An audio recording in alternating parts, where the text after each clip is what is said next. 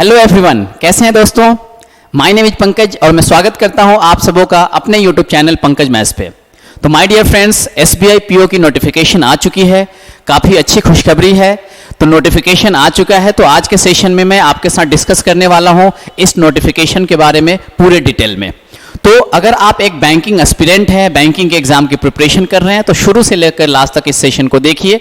और अगर कुछ भी क्वेरी रहा तो आप कमेंट सेक्शन में कमेंट कर सकते हैं। तो बेसिकली इसमें मैं डिस्कस करूंगा आपके साथ कि क्या क्या क्राइटेरियाज, लाइक आपकी एज कितनी होनी चाहिए, आपकी क्वालिफिकेशन क्या रिक्वायर्ड है, एग्जाम पैटर्न में कोई चेंजेस हुए हैं कि नहीं हुए हैं, तो वो सारी चीजें अभी हम डिस्कस करेंगे। तो चलिए दोस्तों शुरू करते हैं।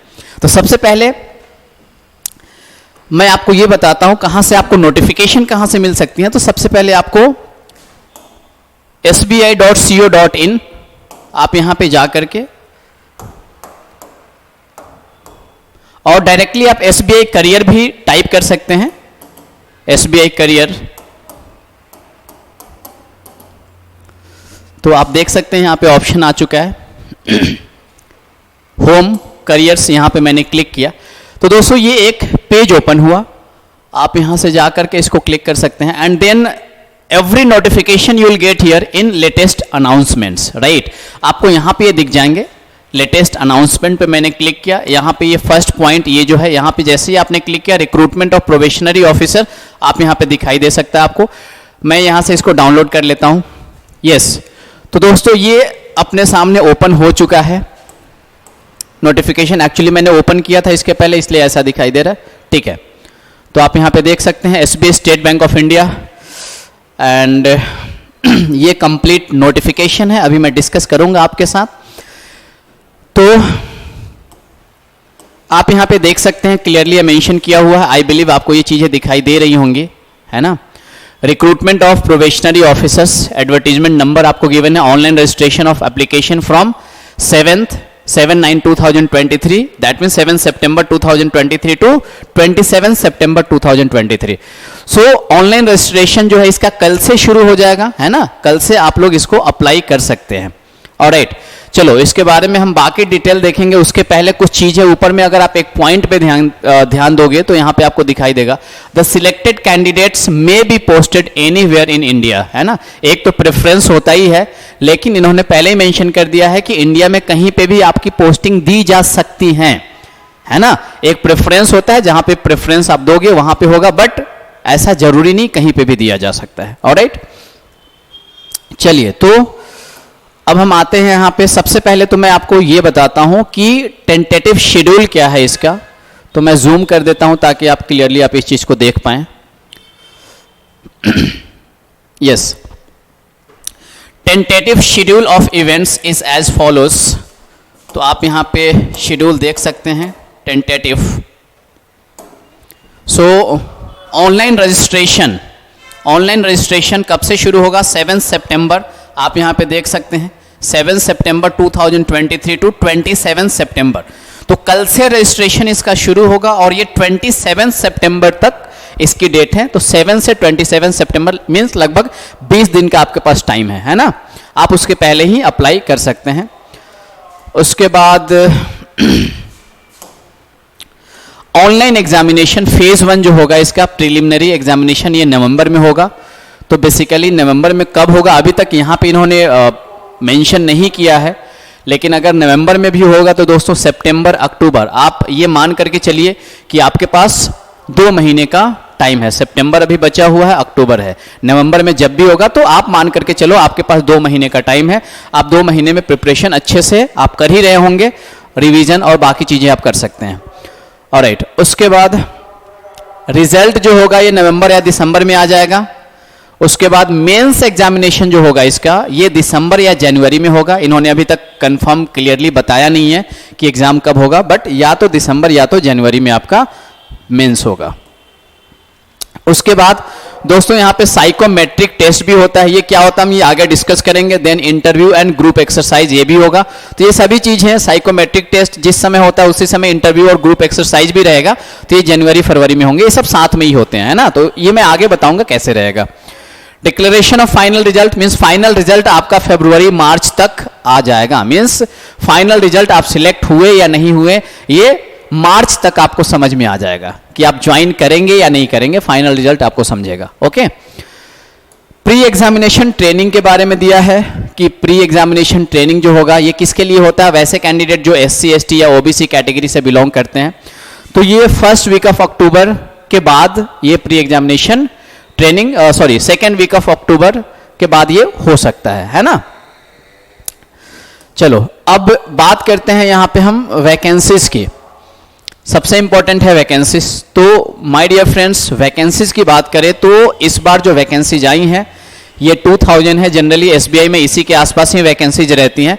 तो आप देख सकते हैं टोटल वैकेंसीज जो है इस बार 2000 है टोटल वैकेंसीज, जिसमें अगर आप अलग अलग कैटेगरी वाइज अगर आप वैकेंसीज देखें तो SC के लिए 300, ST category 150, OBC 540, EWS 200, general का 810 है। इस तरीके से टोटल वैकेंसी जो आपकी हैं 2000 वैकेंसीज दी गई हैं इस बार। ऑलराइट, तो SBI में है मींस ठीक ठाक वैकेंसीज दी गई हैं, इतना ही रहता ही है लगभग देखा जाए तो, है ना। ऑलराइट, उसके बाद अगर हम यहां पे बात करें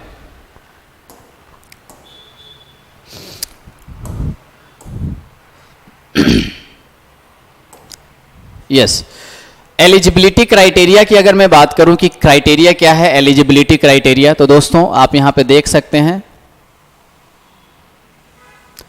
एलिजिबिलिटी क्राइटेरिया। तो सबसे पहले एलिजिबिलिटी के लिए आप एलिजिबल हैं कि नहीं, सबसे पहले ये इंपॉर्टेंट है। तो उसके लिए क्वालिफिकेशन जो आपकी होनी चाहिए, essential academic qualifications as on 31 December. ये जो क्वालिफिकेशन है 31 दिसंबर की बात की गई है। 31 दिसंबर तक आपकी जो क्वालिफिकेशन होनी चाहिए, मैं यहां पे रीड करके आपको बता देता हूं क्या लिखा हुआ है। ग्रेजुएशन इन एनी डिसिप्लिन, किसी भी डिसिप्लिन में आपका ग्रेजुएशन होना चाहिए, है ना। ग्रेजुएशन आपका होना चाहिए, सबसे पहली चीज की आपका ग्रेजुएशन होना चाहिए किसी भी डिसिप्लिन में, चाहे आप आर्ट से आपने किया हो या साइंस से किया हो या आपने कॉमर्स से किया हो, ग्रेजुएशन आपका होना चाहिए। बहुत सारे स्टूडेंट की क्वेरी होती है कि ग्रेजुएशन किस में होना चाहिए, तो ये क्राइटेरिया नहीं है, आपका ग्रेजुएशन किसी भी स्ट्रीम से होना चाहिए, किसी भी डिसिप्लिन से होना चाहिए, आप एलिजिबल हो उसके लिए। अच्छा, अब बात होती है वैसे स्टूडेंट जिनका ग्रेजुएशन नहीं हुआ है। तो आप देख सकते हैं those who are in the final year या final semester of their graduation may also apply. वैसे स्टूडेंट जो फाइनल ईयर या फाइनल सेमेस्टर में हैं वो लोग भी अप्लाई कर सकते हैं, है ना।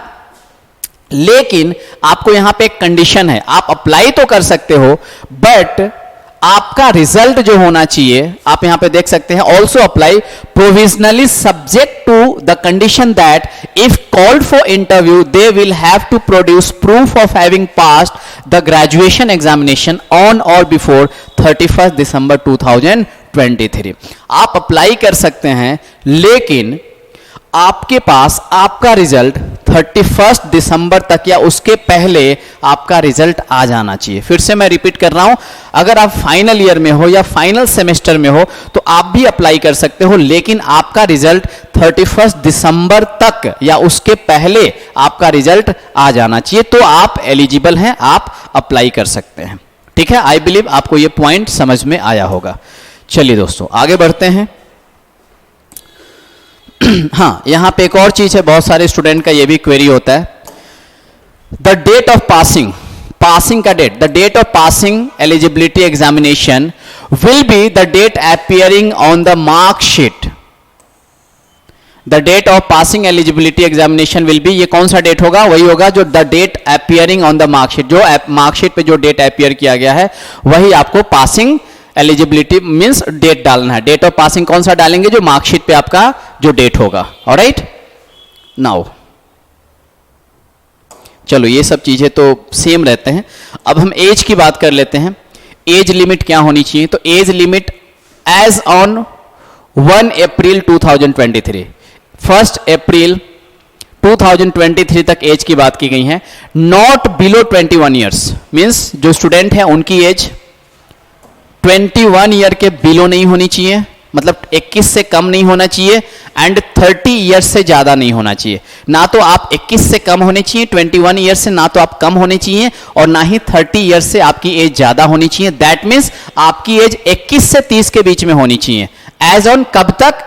1 अप्रैल 2023 तक। ये आपका एज कब तक कैलकुलेट करना है? 1 अप्रैल 2023 तक आपकी एज 21 से 30 के बीच में होनी चाहिए, या क्लियरली आपको यहां पे ऑलरेडी मेंशन किया हुआ, अगर आपको इसमें कंफ्यूजन हो तो आपकी डेट ऑफ बर्थ 1 अप्रैल 2002 के पहले नहीं, 1 अप्रैल 2002 के बाद नहीं होना चाहिए, या और 2 अप्रैल 1993 के पहले नहीं होना चाहिए। ठीक है, तो आप देख लीजिएगा। बेसिकली फाइनली कंक्लूजन ये है कि आपकी एज 21 से 30 के बीच में अगर है तो आप अप्लाई कर सकते हैं। ठीक है, नाउ अब यहाँ पे इसके अलावा कुछ रिलैक्सेशन भी होते हैं। जो लोग कैटेगरी में बिलोंग करते हैं या जो आर्मी एक्स सर्विसमैन वाले हैं, तो उनके लिए एज में रिलैक्सेशन दिया जाता है। तो एज में रिलैक्सेशन कितना है वो देख लेते हैं। तो दोस्तों, अगर आप SC ST कैटेगरी से बिलोंग करते हैं तो आपको 5 साल का रिलैक्सेशन मिलता है। मीन्स 30 ईयर्स के अलावा आपको और 5 ईयर्स दिया जाता है। सो 35 ईयर्स तक आप इसके लिए अप्लाई कर सकते हैं। जो लोग ओबीसी में भी नॉन क्रीमी नहीं, नॉन क्रीमी लेयर से जो लोग बिलोंग करते हैं उनको 3 साल का रिलैक्सेशन होता है। पर्सन विथ बेंचमार्क डिसेबिलिटीज उनको 15 इयर्स का रिलैक्सेशन होता है। ठीक है, इस तरीके से जो एक्स सर्विसमैन वाले होते हैं उनको 5 साल का रिलैक्सेशन दिया जाता है। तो ये पर्सन विथ बेंचमार्क डिसेबिलिटीज में भी ये अलग अलग डिसेबिलिटीज पे है, कहीं पे 15 इयर्स, कहीं पे 13 इयर्स, कहीं पे 10 इयर्स। तो इस तरीके से एज में रिलैक्सेशन मिलते हैं। ठीक है, ऑलराइट, चलिए आगे आते हैं। अब यहां पे अगर हम बात कर लें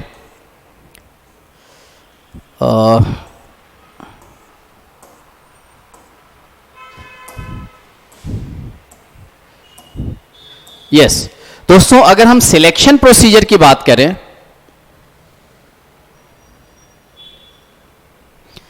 सिलेक्शन प्रोसीजर की अगर हम यहां पे बात करें तो ये जो एग्जाम होता है SBI PO का जो एग्जाम होता है, बेसिकली ये 3 फेज में एग्जाम्स होते हैं इसके। आप यहां पे देख सकते हैं क्लियरली ये मेंशन किया हुआ है कि the selection for probationary officer will be done through a 3 phase process. ये 3 फेज प्रोसेस यानी कि 3 फेज होते हैं। 3 फेज के थ्रू आप फाइनली सिलेक्ट होंगे, फाइनली PO बनेंगे 3 फेज से गुजरने के बाद, है ना। कौन कौन सा फेज होता है? तो पहला फेज होता है प्रीलिमिनरी एग्जामिनेशन, प्रीलिमिनरी जिसको आप प्रीलिम्स बोलते हैं शॉर्ट में, प्रीलिमिनरी। अब प्रीलिमिनरी एग्जाम क्या है इसके बारे में थोड़ा सा समझ लेते हैं। तो सबसे पहली चीज प्रीलिमिनरी एग्जामिनेशन, इसमें आपको 3 सब्जेक्ट दिए जाते हैं। 3 subject, English, quant and reasoning. English language, quantitative aptitude and reasoning ability. English से 30 क्वेश्चन होते हैं, क्वांटिटेटिव एप्टीट्यूड से 35 एंड रीजनिंग से 35। टोटल मार्क्स जो होते हैं 100 मार्क्स होते हैं। एंड यहां पे सेक्शन वाइज टाइमिंग दी जाती है आपको, 20 मिनट्स का टाइम होता है एवरी सेक्शन में। लेकिन एक चीज ध्यान में रखेंगे, यहां पे सेक्शन वाइज कट ऑफ नहीं होता है। ठीक है, ये चीज ध्यान में रखिएगा। SBI PO के नोटिफिकेशन में टाइमिंग जो होती है, सेक्शन वाइज टाइमिंग तो होती है, बट आपका जो कट ऑफ बनता है वो ओवरऑल स्कोर के बेसिस पे बनता है, सेक्शन वाइज कट ऑफ नहीं होता है। ठीक है, ओवरऑल कट ऑफ देखा जाएगा, चाहे प्रीलिम्स हो चाहे मेंस हो, दोनों में ओवरऑल कट ऑफ देखा जाता है, सेक्शन वाइज कट ऑफ नहीं होता है। ऑलराइट, नाउ अब क्या होता है कि जब आप फेज 1 में पास करोगे, फेज 1 में पास करने के बाद आप फेज 2 में जाएंगे। और दूसरी चीज जो आपको यहां पे ध्यान में रखनी है कि यहां पे आपको नेगेटिव मार्किंग भी होता है। Negative marking in the sense, जितने क्वेश्चन सॉल्व करोगे उसका 1/4 मार्क, अगर कोई क्वेश्चन आपने गलत किया तो उसका 1/4 मार्क्स आपके करेक्ट में से कट जाएंगे। जैसे एक क्वेश्चन अगर आपका 1 मार्क का है और आपने वो क्वेश्चन गलत कर दिया तो 1 मार्क का 1/4 0.25 मार्क्स आपके सही मार्क्स में से, जो आपने सही किया है उसमें से आपका डिडक्ट हो जाएगा। अगर कोई क्वेश्चन आपने सॉल्व नहीं किया, आपने छोड़ दिया, फिर कोई मार्क्स आपके नहीं कटेंगे। लेकिन अगर आपने गलत किया तो 1/4 जो भी क्वेश्चन का वेटेज है उसका 1/4 आपका डिडक्ट होगा। नाउ तो फेज 1 में पास करेंगे तो आप फेज 2 में जाएंगे। फेज 2 की बात करें तो फेज 2 में 2 पार्ट होता है। Mains examination will conducted online and will consist of objective test for 200 marks. 200 marks का ऑब्जेक्टिव टेस्ट होता है एंड डिस्क्रिप्टिव टेस्ट होता है दोस्तों 50 मार्क्स का। दैट मीन्स आपका मेंस टोटल 250 मार्क्स का होगा। Test will be administered immediately after conclusion of the objective test and candidates will have to type their descriptive test answer on the computer. Means जैसे ही आपका objective complete होगा आपका descriptive शुरू हो जाएगा and आपको कंप्यूटर पे टाइप करना है, जो भी जनरली एस्से एंड लेटर्स होते हैं वो आपको कंप्यूटर पे टाइप करना होता है, ठीक है। तो टोटल 250 मार्क्स का ये आपका लाइक फेज सेकेंड एग्जाम होगा। जैसे आप यहाँ पे देख सकते हैं कि फेज सेकेंड में जो आपके सब्जेक्ट्स होते हैं इसमें reasoning, data analysis and interpretation, that means mathematics, but DI and data analysis में डीए एंड डीआई होता है, general and economy and banking awareness, English language. तो बेसिकली ये 4 सब्जेक्ट होते हैं। यहाँ पे आप नंबर ऑफ क्वेश्चन भी देख सकते हैं, मार्क्स भी देख सकते हैं और ड्यूरेशन भी देख सकते हैं। यहाँ पे भी सेक्शन वाइज आपको टाइमिंग दी गई है, आप देख सकते हैं।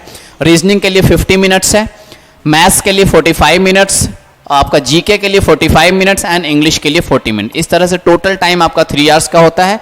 और ये जो डिस्क्रिप्टिव पेपर होगा, जैसे ही ये खत्म होगा ऑटोमेटिकली आपका डिस्क्रिप्टिव पेपर चालू हो जाएगा, ये आपका 30 मिनट का होता है। तो टोटल मेंस आपका 3 आवर्स 30 मिनट का हो जाता है, ठीक है।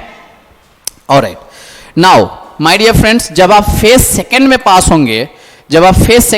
होंगे, तो फिर आप कहां पे जाएंगे, फेज थर्ड में जाएंगे। उसके पहले एक और चीज मैं आपको बता देता हूं कि फेज 1 में कितने स्टूडेंट को सिलेक्ट किया जाएगा। तो जनरली फेज 1 में जो स्टूडेंट का सिलेक्शन होगा ये होगा आपका 10 टाइम्स, मींस जितनी भी वैकेंसीज है उसका 10 गुना 10 टाइम्स स्टूडेंट को सिलेक्ट किया जाएगा प्रीलिम्स में। जैसे अभी वैकेंसीज है 2000, तो 2000 का 10 टाइम्स हुआ आपका 20,000, राइट। तो 20,000 स्टूडेंट को सिलेक्ट किया जाएगा, नंबर 10 टाइम्स। प्रीलिम्स में कितने लोग पास होंगे, अराउंड 20,000 स्टूडेंट आपके यहां पे पास होंगे, है ना।